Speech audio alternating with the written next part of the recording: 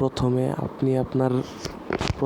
আপনি আপনার লিঙ্কে প্রবেশ করবেন। করার পর যেখানে ফার্স্ট নেম আছে সেখানে আপনার নামের প্রথম অংশটুকু দিবেন।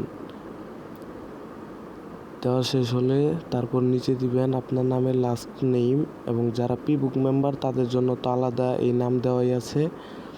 তারপর আপনার মোবাইল নাম্বার দিবেন, পাসওয়ার্ড দিবেন, পাসওয়ার্ডটা 2বার দিবেন, এবং স্পন্সর লিস্ট কোড সেখানে লেখা উঠবে। আপনি যার রেফারে অ্যাকাউন্ট খুলবেন তার স্পন্সর লিস্ট লেখা উঠবে। এরপর অ্যাড্রেস, আপনার বাসা কোথায় সেটা দিবেন। তারপর হচ্ছে স্টেট একটা দিলেই হয়েছে। আপনি যে অ্যাড্রেসটা দিবেন সেটাই স্টেট দিবেন।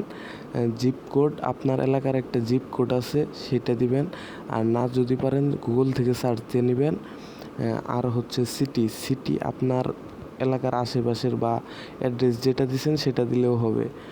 আর এখন কিন্তু অ্যাকাউন্ট অ্যাক্টিভ করতে পারবেন না। অ্যাকাউন্ট অ্যাক্টিভ করার সিস্টেমটা কিন্তু এখনও চালু হয় নাই। সুতরাং এটা নিয়ে টেনশনের কিছু নাই। ইনশাল্লাহ পরবর্তীতে সকালে অ্যাকাউন্ট অ্যাক্টিভ করতে পারবেন। কেউ টেনশন নেবেন না, পরবর্তীতে অ্যাকাউন্ট অ্যাক্টিভ করতে পারবেন।